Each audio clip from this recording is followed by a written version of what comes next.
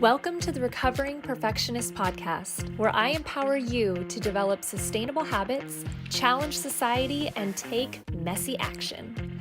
I'm Christine, life balance coach and world champion ballroom dancer, and I believe that everyone has the power to create their very own life by design.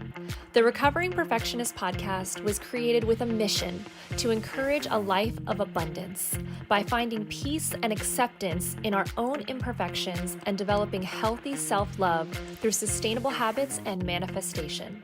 It's time to align with the universe for the full human experience and redefine what it really means to be successful. It's too good, the secret is out and wow.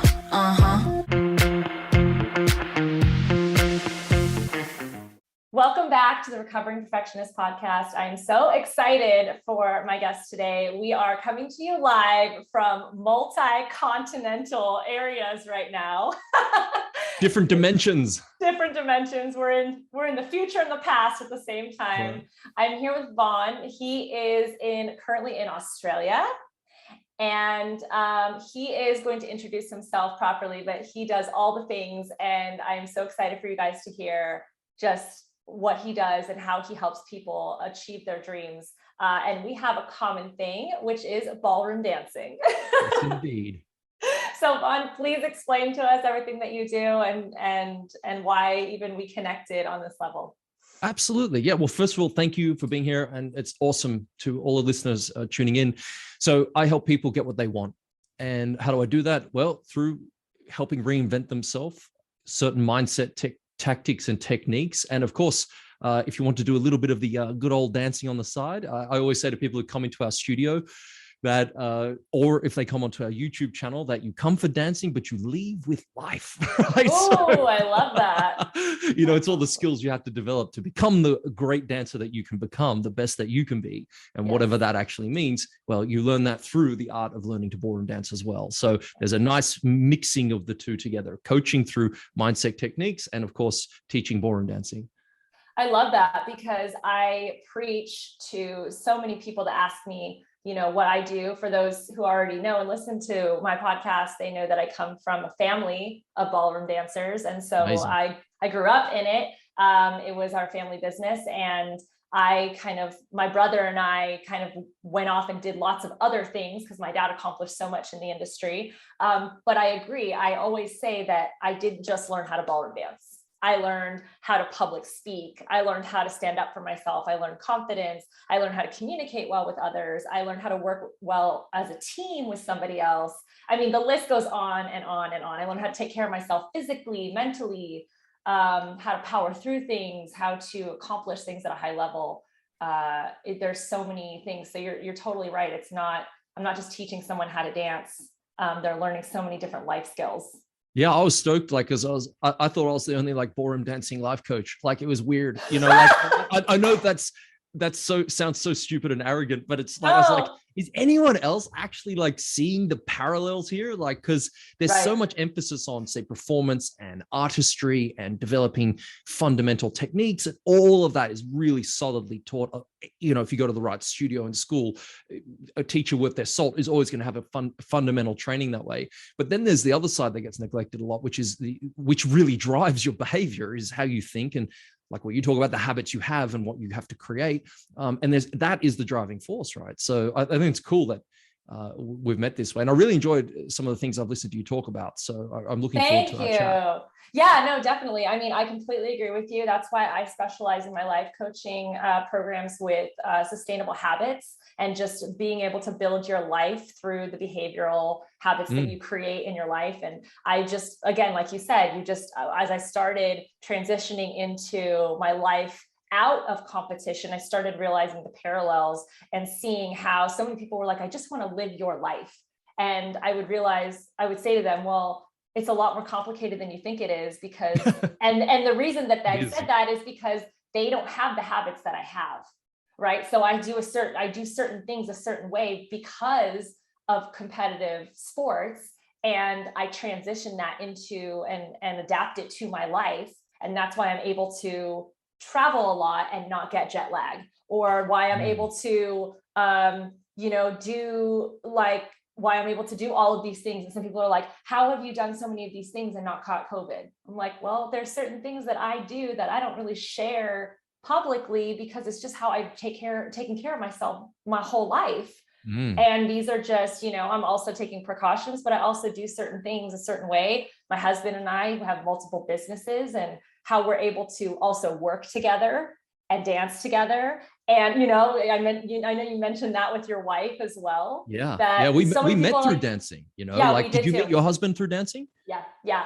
Cool. Yeah. So you're like, so many people are like, how do you do that? And I'm like, well, when you learn certain communication skills on the dance floor, you can apply that off the dance floor. And sometimes we've realized, okay, maybe we should take a break from one of these activities. And again, it's just all in communicating before you jump to a conclusion that then leads to an argument or a miscommunication. And I think a lot of that comes from just how we are able to perform and understand that there's so much more that goes into creating the art that we create.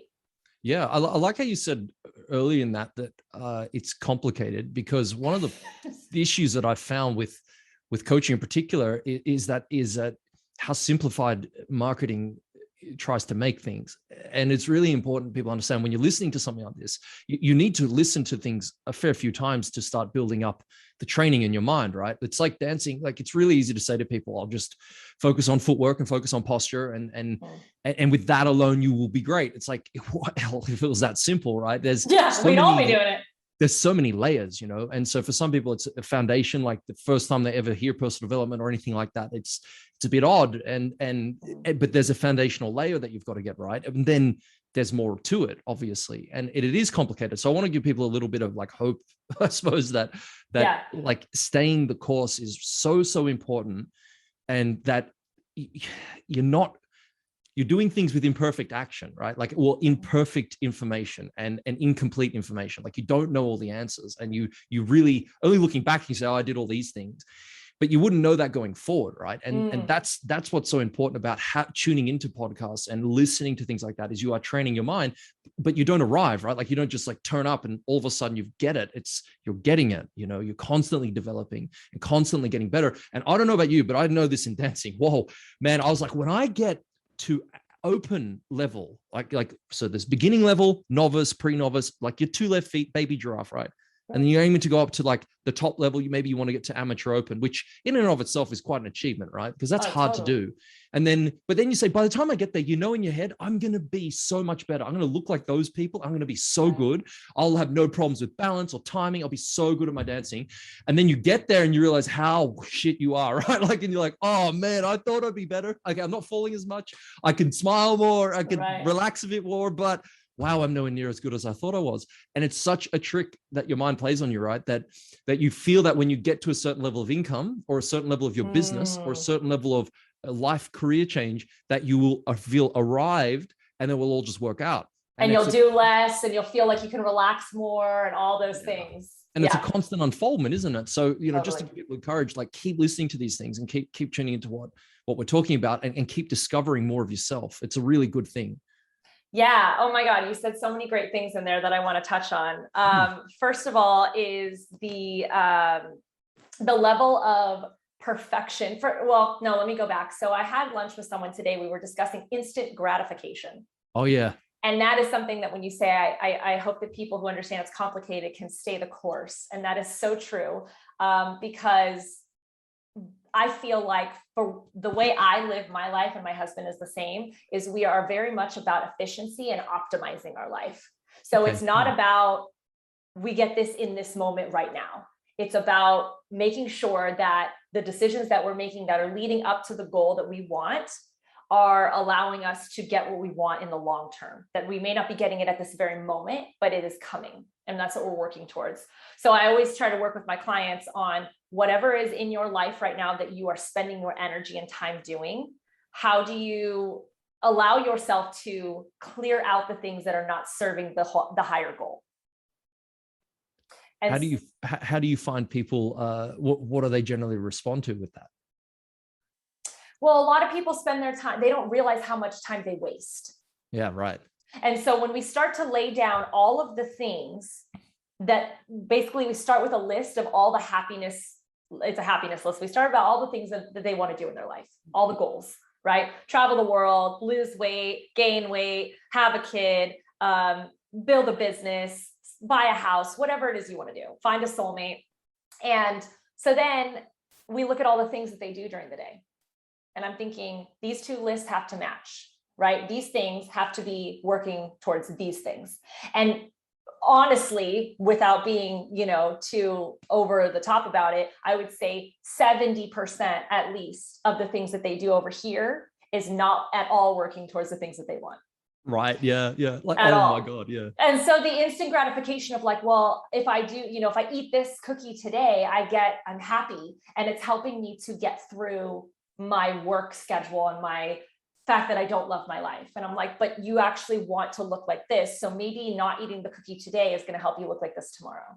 And that's just an easy example because everyone is in that weight loss game, but it could apply to anything that you're trying to do. And so that I think is very important for people to know is it takes, what did they say? I think like 80% of our daily behaviors is habitual behavior. And so when you think about that, that's insane. That means that what we are doing is either something that we have conditioned ourselves to do through society, environment, or just things that we've done that makes us feel good. And those things may not necessarily be working towards our goals or be good for us. And so when you're trying to change your life, you need to actually change who you are to be an energetic match for that new life. And that means changing those 80% of habitual behaviors. And that takes time. That's not going to be instant gratification. That's not going to be eating the cookie right now. It's just not, And so, so I think that's really important for people to know is that the way that, and I am always looking to continually optimize my life because circumstances change, life change, COVID happens, things like that happen. And now you're thinking, oh my gosh, I have to pivot. But what's cool is that it's kind of like, and I relate it to this as us being on the dance floor, when all of a sudden a dance couple comes in your way and you're trying to do your waltz sequence, all of a sudden you have to figure out in that moment how you're going to continue and still maintain your professionalism in front of the judges, right? Floorcraft mastery on, baby. Your floorcraft mastery, exactly. So I said, it's the same thing in life. When life throws you a couple right in front of you or whatever it throws you, you have to learn how to pivot. And it's been interesting to see the generations, how millennials are like, oh, we pivot all the time. We're always bouncing around from job to job and house to house and country to country. And then you have the older generation, like my parents, who are like, oh my gosh, I've only known how to do this my whole life. And now COVID's, furloughed me, or I'm working from home and I don't know what I'm doing and my mental health is not good. And they don't know how to balance that because nobody's taught them how to be versatile in their skill sets. We get a lot of that in the studio. We get lots of people coming in and, well, as you're talking about with matching up, like what your actions may be in the present moment related to where you want to be going.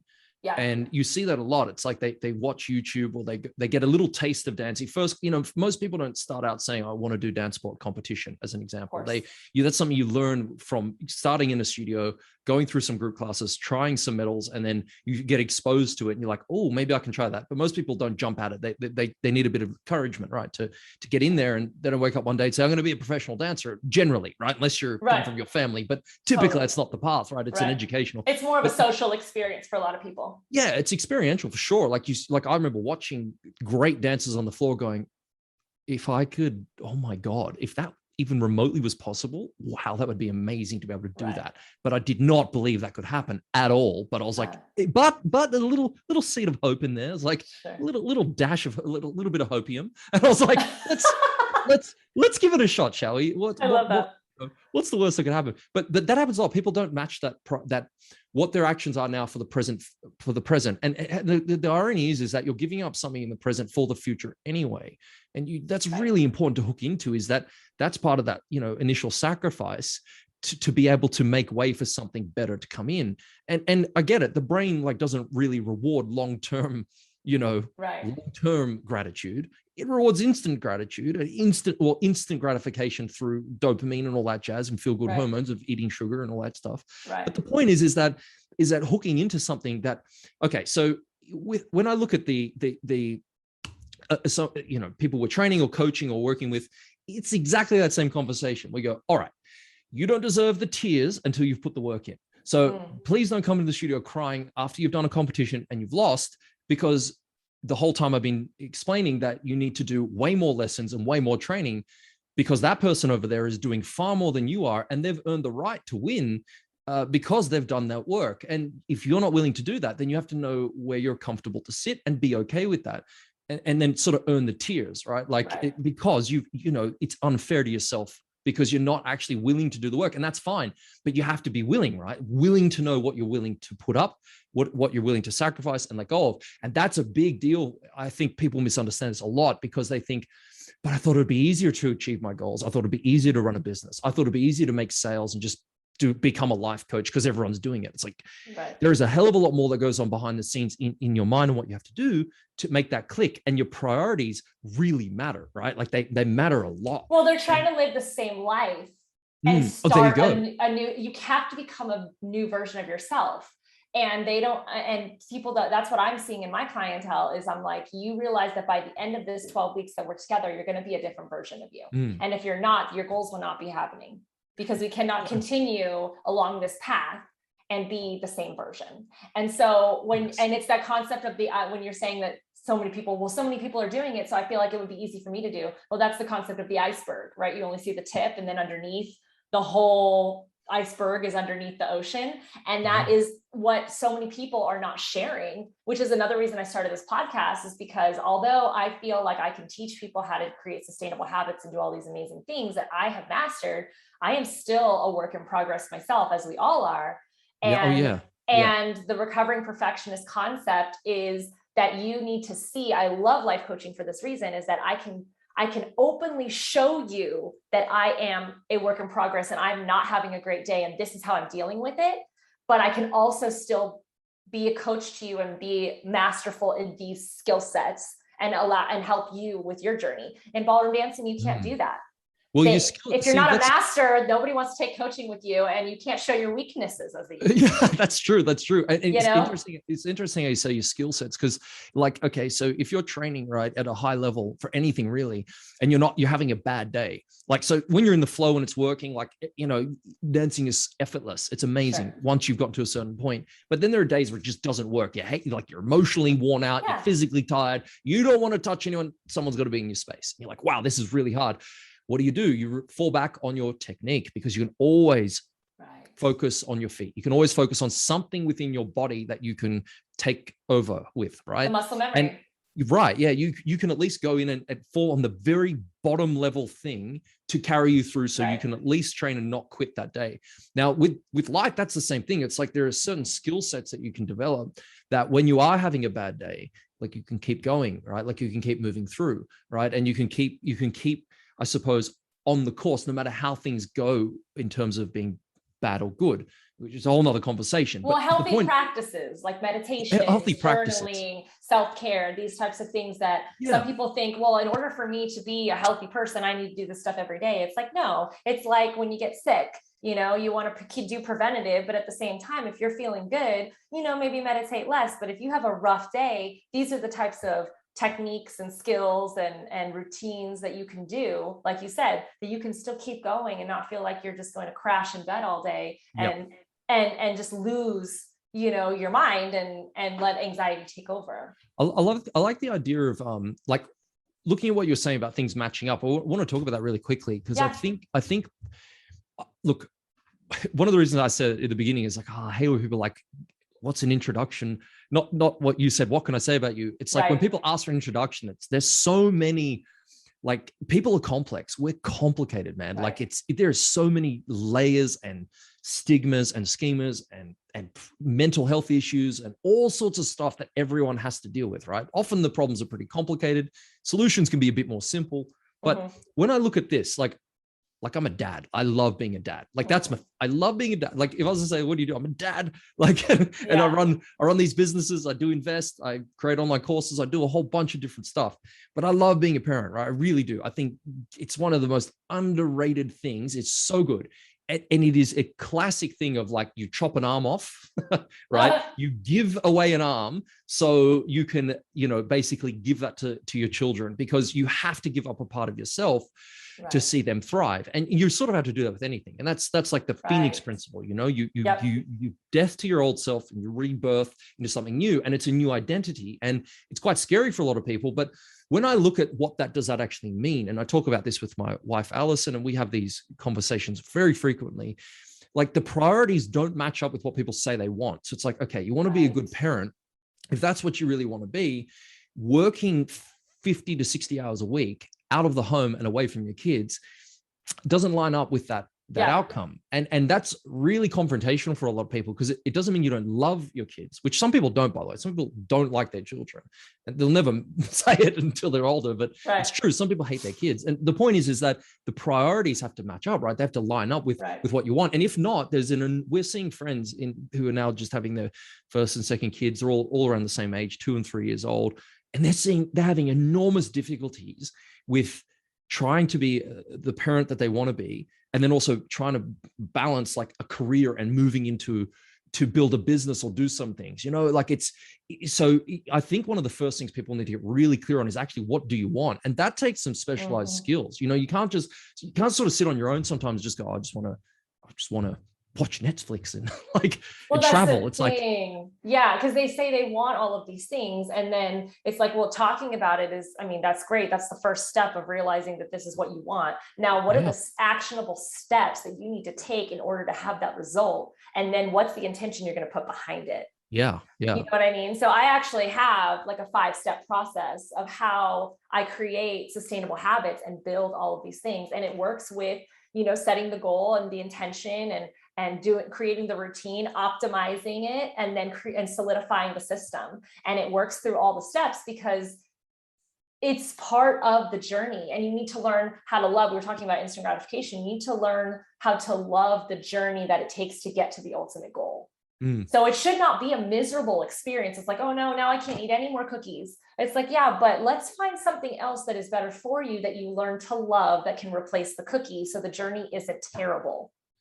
I like a little cookie on the way every now and then. Not bad. Every now and then, little touch.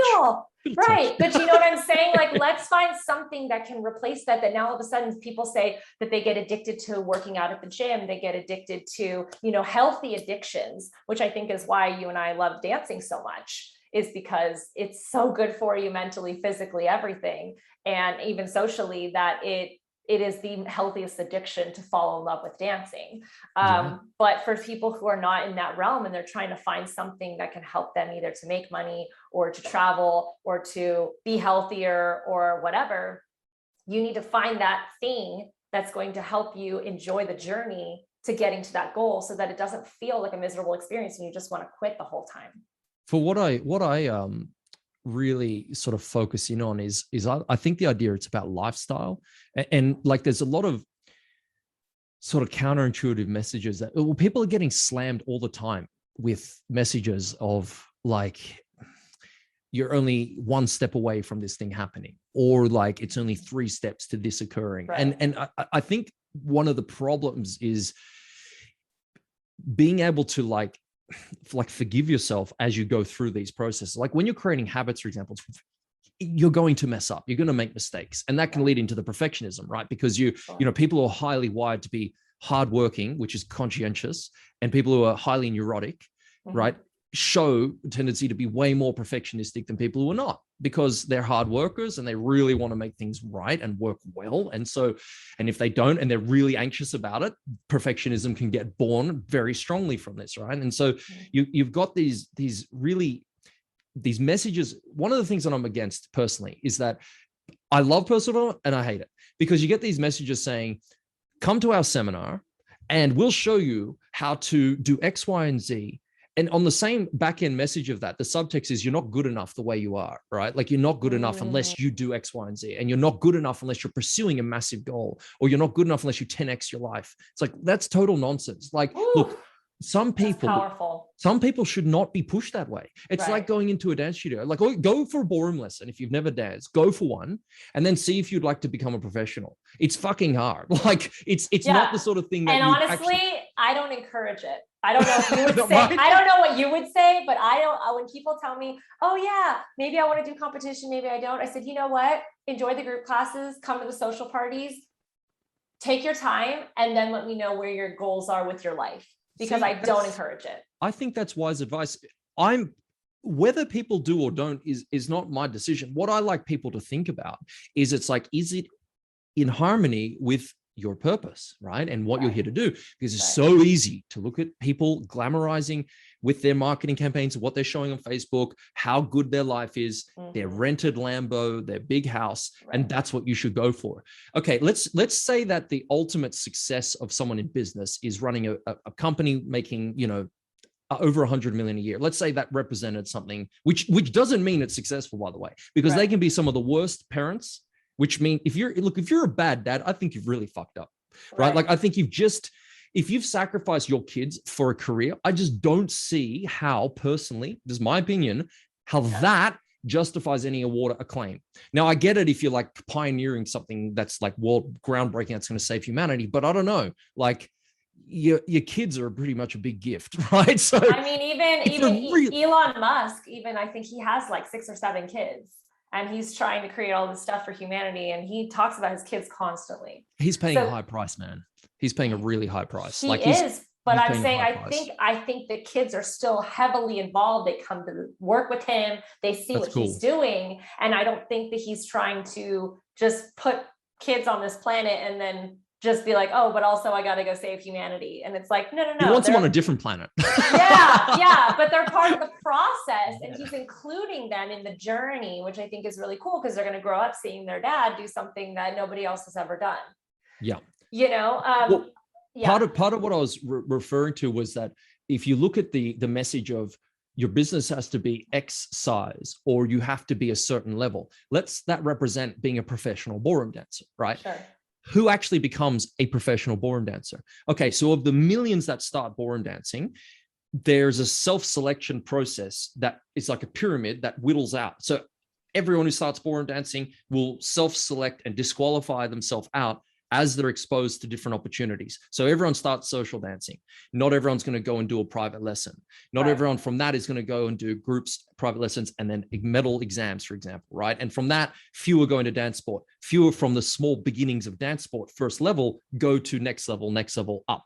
Those who go into amateur, big pool within that, but then less go professional, right? So it's like you're talking the top echelon of people who have chosen to do it, but why have they chosen it? This is the question that's always been in my head since I've been like 15 years old and I started my first business. I was always concerned and thinking about, like, why do we do what we do? Like, seriously, like how could I, with two left feet, turn ballroom dancing into this lifestyle business, travel the world, but also still be exposed to these insane opportunities, like pioneering the first internet streaming of dance sport back in 2011. I hooked up with a company and we started streaming, which was very difficult to do back then, ballroom dancing competitions.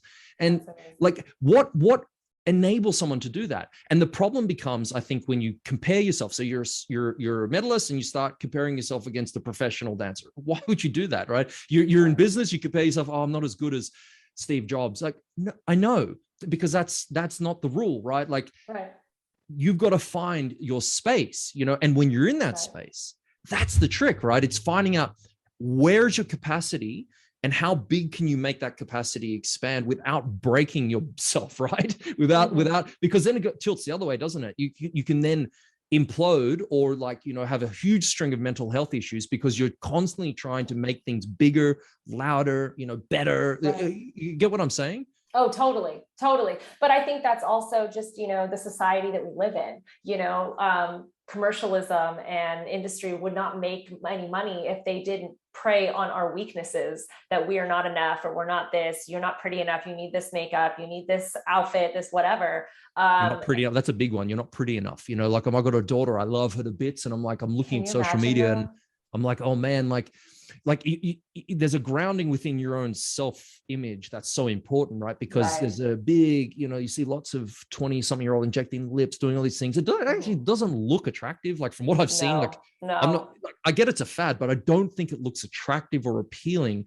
But it is, like you said, it's preyed upon and marketed, like pushed in your face if you don't do this. Right. Well, millennials, I didn't get a cell phone until I was like 16, and some of my friends even got it later. So like we didn't start having Facebook or any of that until we were deep into high school. Do you think that was a good thing? 100%. Yeah, why is that? 100%. Because we were just able to just be kids. And now you have, if you watched on Netflix, The Social Dilemma, which I was not culture shocked by a lot of that. I'm very aware. I've been in social media marketing. I get it. And being a millennial, I feel like the generation that had the transition between no technology and technology. So we are not consumed by all these, lies, and we get sucked into these, but it's not, I know what you mean. We understand we're getting sucked in versus Gen Z and Gen X right now. There's even another generation. They're getting cell phones in elementary school, and they're playing with these Snapchat and these Instagram filters. Basically, nobody knows what anybody looks like anymore. So Susie has clear skin and I don't. Well, she probably doesn't, but she's using an Instagram filter. And so now, like you said, your daughter, that was the biggest aha moment from that documentary on Netflix for me, was seeing the kids go into deeper depressions and cutting and different things because they were given cell phones too early. They were given Facebook accounts and all of these things. And now all of a sudden their entire identity is online, and they're using all of these ways to make themselves look more attractive and appealing. And that's not real life. And that shouldn't be real life. Everybody, when you're a kid, you're growing up, you're going through the awkward teenage years. This is all part of your growth and process. You don't have to be perfect when you're that age. That's the whole point. That's why adults wish they could go back to their young years and feel like, remember when it was so easy and we didn't have to constantly put on this face and this act all the time? And if kids are already feeling like they're not enough, they're not as pretty or skinny or whatever as the person next door, that's such a terrible way to start building your mental health as a young kid. That was completely eye-opening for me. Well, that's, I mean, one of the statistics is over 140 odd percent, 46% or something, 146% increase in teen suicides in the last, since 2010.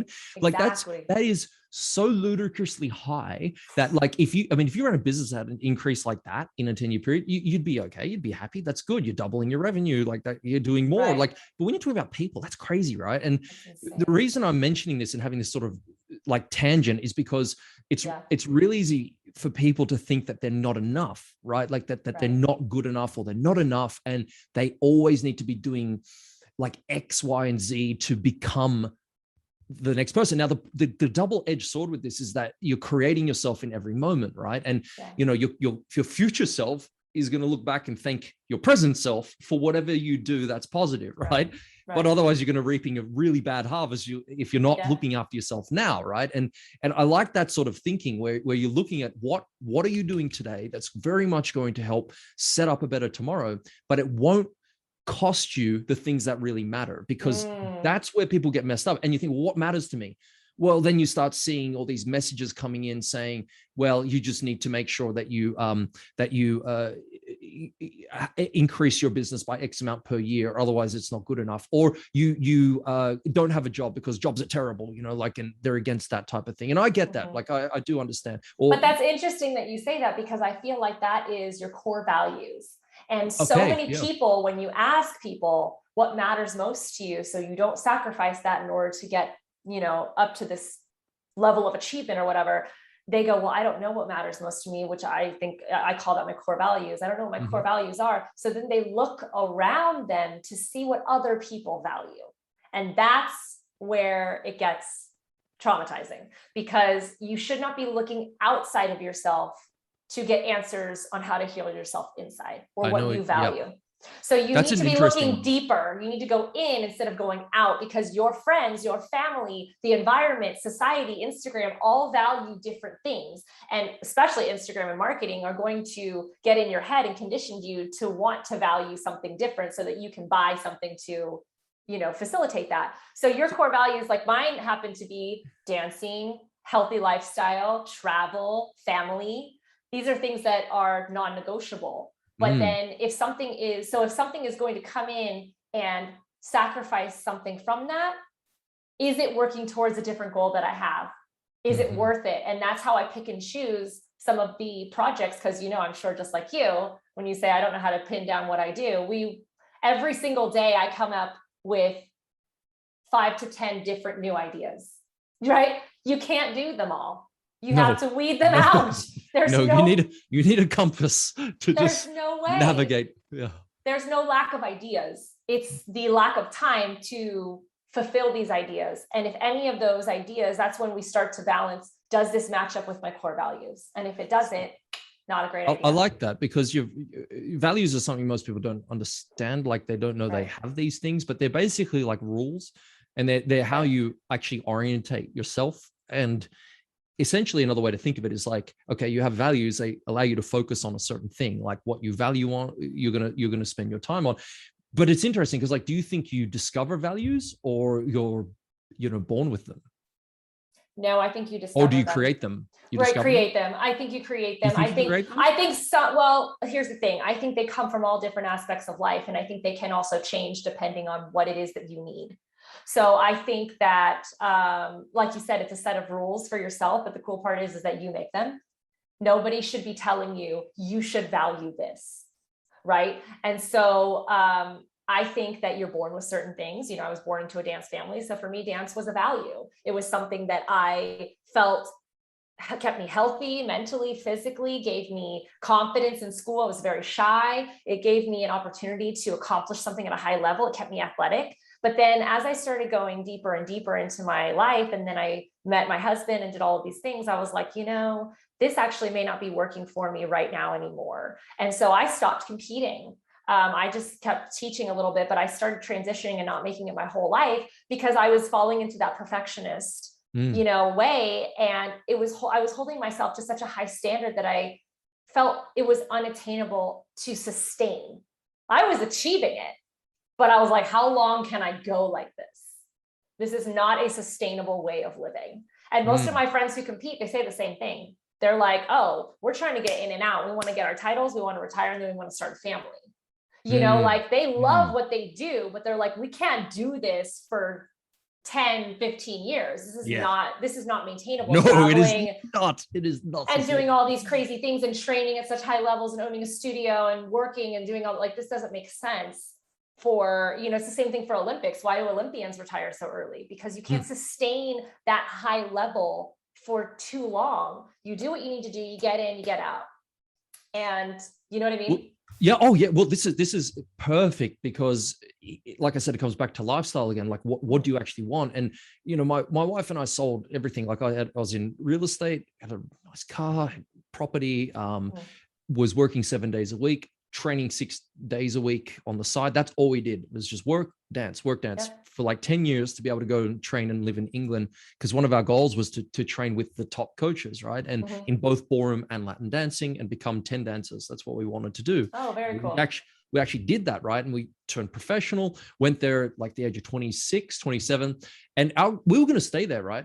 And we started making some moves into TV and different things and pursuing different opportunities. And we were poor as hell, man. Like we had like no money. We had like the potatoes, like the holy shit. We had $5,000 beautiful ball dresses and then like one pair of sneakers with holes in it that we walked through the snow to training. Like I literally could say to my kids, when I was your age, I walked through the snow for 3 miles to train for 2 hours and then walked back sweaty. With holes in my shoes. I can say that for real. Wow. But that sacrifice was like really important. But here's the crazy thing is we also knew it wasn't sustainable because first of all, who were we actually competing against? I mean, you're obviously competing against yourself. That is the main thing to always realize. It's like your best version of yourself is what you want to go up against, and every day that's what you should be competing against. But in dance sport, in sports generally, you also got competition, fair enough, but you can't do anything about them. You can't stop them training, you can't do much, you can't Tonya Harding them, like there's not much you can do. What you can do is what you do best. And now we were like, okay, seriously, how far could we actually go? Like we got beliefs, we get that. We're going to have challenges. Okay. But how far could we actually go in the next 10 years? Like realistically, because the people we're competing against have been champions of the world for the last 10 years. It's not like I'm just going to become magically better in the next 2 and beat them. And that's not negative thinking. It's just knowing like where you sit. And that's good to know. Like, that's like, it's like running your business and then comparing yourself against Elon Musk is not healthy. Okay. It's just, don't do that. Right. But people do, and know that's unhealthy, because you could do everything right and still get an inch next to that, right? And so dancing is this metaphor. The point is that we started to realize when we got the opportunity to, our dear coach got cancer. She said, Vaughn, I'm out. Like, I'm going to shut the studio. And I said, oh, look, what about me? Maybe you said I might take it one day. And I said, but I was on the fence. And she goes, really? You'd come back and do that? You'd come back and run the studio? I was like, shit. No, I don't think so. Like, I'm in England. I don't want to go anywhere. I like England. And so, but she said, no problems. You can think about it. Let me know. I call her back in 2 weeks and she goes, Vaughn, great news. I've told everyone you're coming back. You're running the studio. It's yours. Off you go. And I'm like, oh my gosh, good thing we decided we're going to come. But that call was really important, because what allowed us to make the decision coming onto the values was we looked at, okay, there's always a life. There's always, I don't care what you do, like any art form, any business you actually run, you're going to have a lifetime within that, right? You're going to have a window of opportunity for it. Okay. So we realized, okay, at 28, 29, by the time we're 40, you get to X spot in the world. What does it actually translate to anyway, outside of your own ego and pride feeling amazing? Like, what does it mean? We saw, and a lot of the people we were knowing were the top names in dancing. I was watching what they sacrificed. They didn't have families. Okay. They had no kids. They retired as world champion at 40 with no family. And I was like, dude, that just is too, all good for you. I can't, that's too high a price, right? Like, not to mention what you forgo in being able to build between 30 and 40 as an example, right? So we came back, started the studio. We had to put in a lot of money. So we're back to square one again, right? So we've spent our whole 20s building for this moment of being in England. 2 years into it, back starting a business, running a studio, we had no idea how to do. We spent the evenings teaching and the days waitering tables, right? Because you can't be proud. You just got to do what it takes, not what's convenient, right? Absolutely. So we're getting our money, cup in hand, and then teaching at night. And we've spent 50 grand to set up our business and to get it going. And we're like, oh my God, what the hell have we done? This is so hard. This is so hard. We've got our dancer's dream. We can travel the world professionally. We've got money and we're teaching dance for a living. Oh, this is awesome, right? Plus I've got my internet business like starting to work. This is, wow. It was, I got to tell you, Christine, it was one of the hardest things ever. Like, you get what you want. It's not always a good thing, right? Not always a good thing, right? Not a good thing. That's why they say be careful what you wish for. It was so hard, like the work. And here I am thinking, I love dance, but it started to burn me out too much, right? It was actually too much of what I wanted, you know? And so that's kind of what I meant by your values can change, because your value for family and wanting a family of your own became more important than what you were trying to accomplish in dance. So you had to start, they couldn't coexist both at the high level that you wanted them to.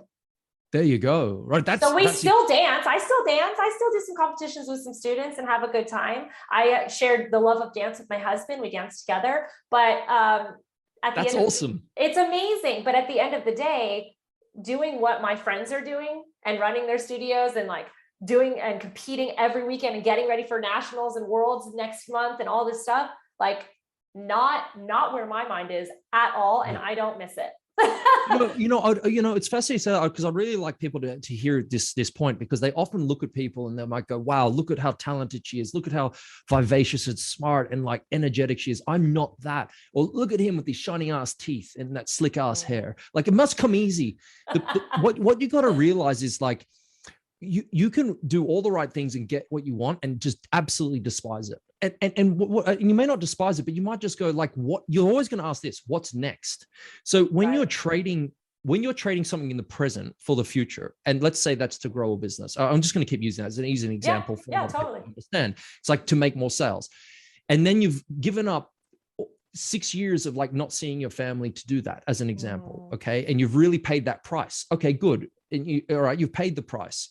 Now, was it too high? Because getting what you want is often extremely unfulfilling. And the example for me of this that I've witnessed, and I've seen this countless times with many clients who are super, like I've got some clients who success is crazy, right? Like they've done some big things and they were just like so unfulfilled by it. And it's fascinating because all you think about is if you get that, you're going to be like you're going to feel like so good, right? And it's like the winning of a trophy, the feeling of that lasts like 5 minutes. And then you're like, what's next? We were standing on, our biggest goal in dancing was to represent Australia. That was like if that would be incredible. And we became 10 dance representatives for our country. We did that 4 times. And what was fascinating is it's like every day, it was never an issue to train. Like there was no, I don't want to train today. It was like, I just want to train harder. Like there were days I wanted to quit, obviously, but the fundamental feeling was you're not going to quit because you love this too much. Right. Now we got our thing. We're sitting on the side of the floor in Quebec, Canada, going, we're one of 2, ourselves, another couple are there from Australia. And then there's 24 other countries, the top 2 in every country. And we're like, wow. I remember looking at this floor. It was amazing. The feeling was great. And inside I was like, okay, what's next? Is this it? Like, because it sort of hit me like a ton of bricks. Like that something's got to change. There has to be something worth pursuing a lot more than just the outcome of the goal.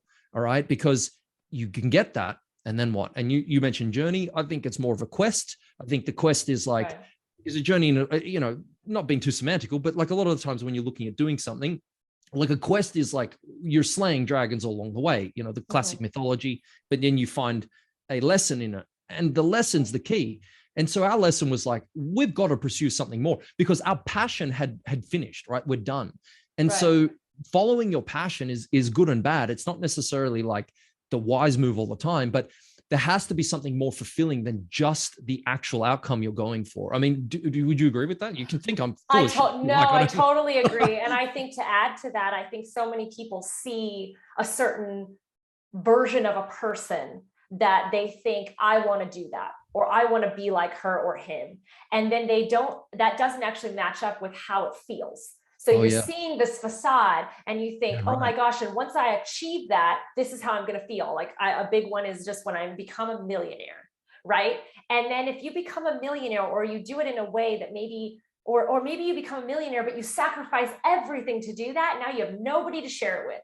So you're sitting at the top and it's very lonely. How many rich people do we know that are extremely lonely and just, they have all this stuff, but they don't have people and love? COVID hit, everyone goes into hiding with their family and they're sitting there with their money. Well, money doesn't cuddle. I can tell you that. Money doesn't cuddle. That's a t-shirt. That's a t-shirt.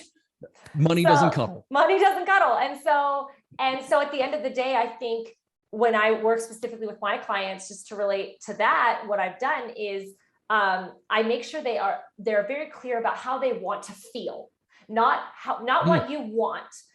Tell me how you want to feel, and then we can talk about the goal that you think will accomplish that feeling, and then we can discuss if that goal is actually going to achieve that feeling.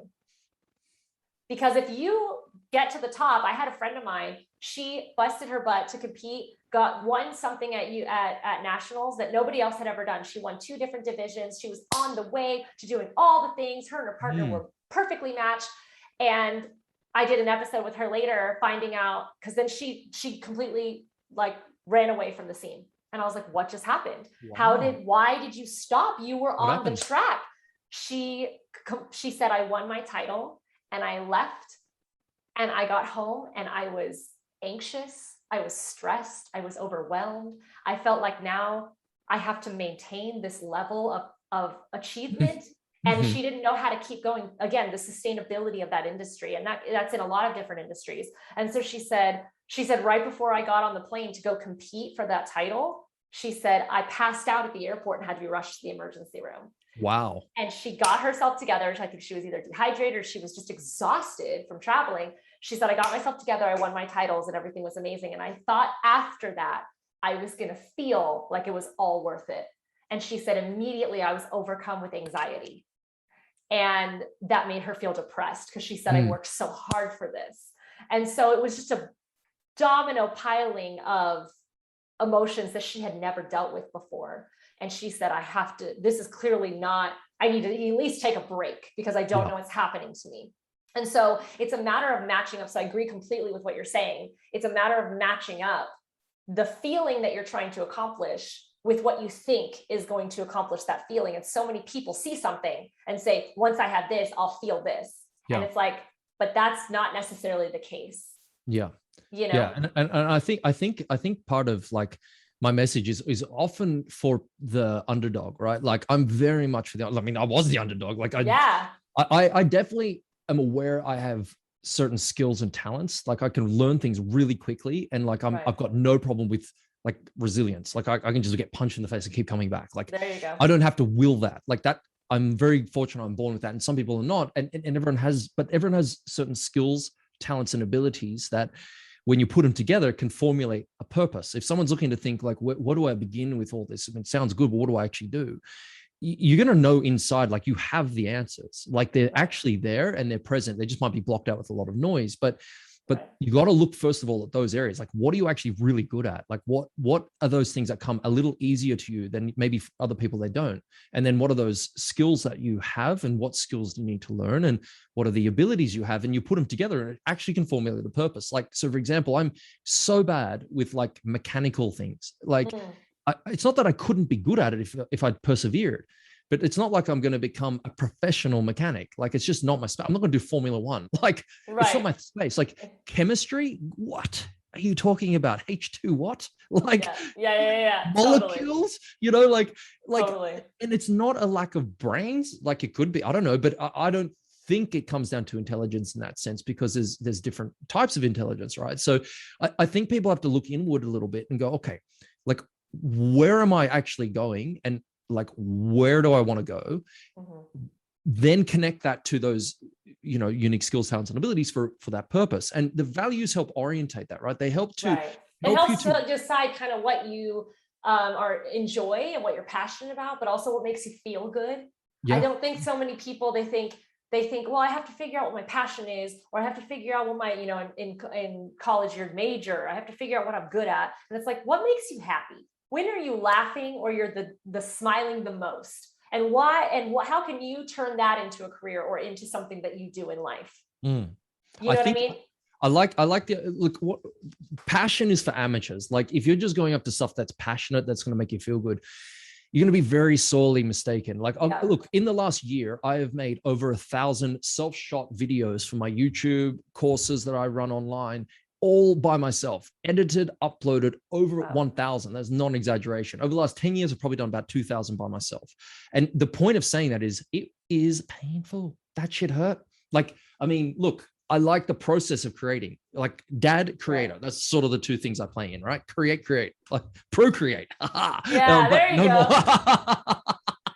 That's funny. But sometimes it's too much. Sometimes it can become, like you said, just like dancing, it can become a job.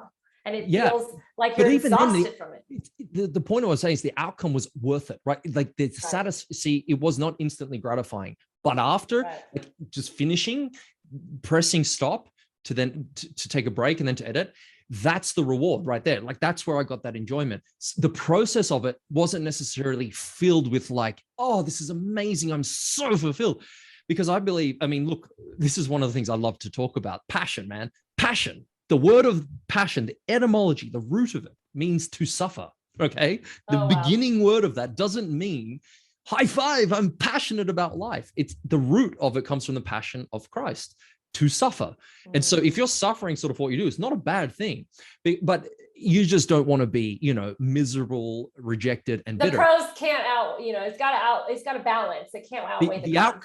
It's the outcome of the work is where the joy and the meaning and the satisfaction comes from, right? It's just not in the moment. You're not always going to feel that way. And I think that's a good thing for people to understand is that it doesn't actually have to always feel good, right? Like that's okay. In fact, Usain Bolt, best runner ever, is like, I hate training.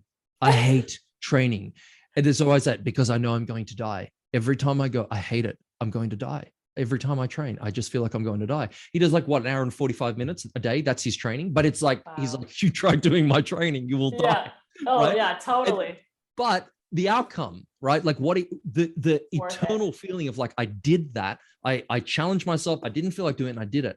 And I overcame that, part of my brain that wanted me to sit down and not do the work. I think that's a wonderful thing. Now, when it comes to like what you want to do with your life, it absolutely should fundamentally have a fulfillment in it, right? Like this makes my life matter. You know, Christine, some people hate coaching, right? I don't understand that. Like I couldn't imagine not liking it. But can you imagine there are some people that just hate coaching and teaching? So I do. Yeah, I do know, because my brother is one of those people, because he came out, just like you said, you were the underdog. I've always been an underdog as well. Everything I learned, yes. every challenge and competition I won was because I worked my butt off in the studio to make it happen. My brother was born learning how to do all these spins. Like, he already knew how to do all these spins. He was born spinning. He was born spinning. He was born, doing all these crazy things, and he was an amazing dancer. And so when he would have to, when he started working at my dad's studio, and that didn't last long, that he didn't understand why people didn't get it, because just came to him. Yeah, it just came to him, and he didn't understand. He had never had to learn how to do it. I hated people like that when I was same. Same. I was like, how are you so good? Ability. Yeah. So those are the people that don't enjoy coaching and teaching, because they don't know how to help people through the process. Yeah, there you go. So I get that. It's very frustrating for them, because for them, it's the opposite. It was frustrating to not be able to not do it. They've always known how. But I want to circle back around to something you said earlier, just because I know, we could talk for hours. I can already see it. But we were talking about, when you were saying you were starting out and then looking, oh my gosh, when I get to that level, I'm going to be such a better dancer. I'm going to be such a better CEO or accountant or whatever it is that someone does. And then you get to that level and you're like, oh man, I'm not as good as I thought I was going to be. And that's because we're our own toughest critic. So we're always looking, like you said, towards the next goal, the next thing. How can I up level even more? And not appreciating as much where we have been and where we are now, because like you said, we are now a result of the decisions we made in the past. And so I think that I'm curious about your take on it when it comes to perfectionism. How have you maneuvered that feeling of feeling gratitude for how far you've come, but not always feeling like you have a next goal to achieve? I like that's an awesome question. Thanks. That is a whole new podcast. It is. I know. That's why I was like, I don't know if I want to end with this, but I feel like it's so relatable to recovering perfectionists. It's such a good idea. Like, really. Yeah.